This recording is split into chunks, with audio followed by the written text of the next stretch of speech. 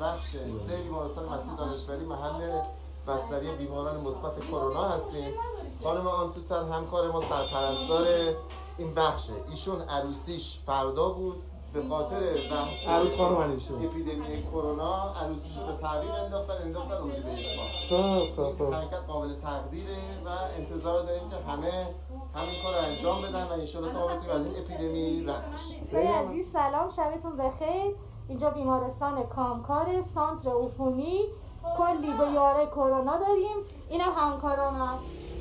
2 تا مریض آی سی یو بدحال داریم. 40 تا مریض پر داریم. مواظب خودتون باشید. خدا نیاد خونه بیرون. از خونه کسی نیاد بیرون. دوستان مواظب خودتون باشین، بهداشت رو رعایت کنید، برای همه ما و همکارامون دعا کنید. شبتون بخیر، دوستتون داریم. خدا.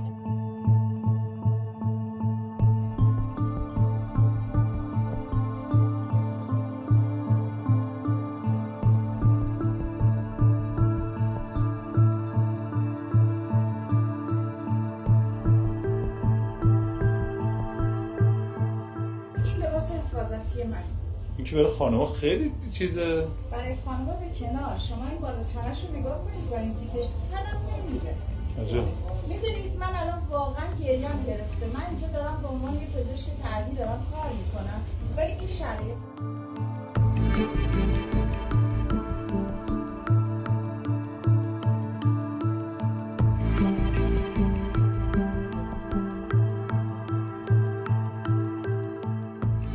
اتفاقا من یک کلمه به شوخی به مادرم گفتم، با این حال که مادر من به خاطر آسیب‌های جنگی خیلی مریض احوال هستم. منزل گفتم میخوام یه چند روزی، مامان به شوخی گفتم میخوام استعلاجی بگیرم خونه بمونم کنار شما. گفت اگه این کارو کنی شیرمو حلالت نمی‌کنم.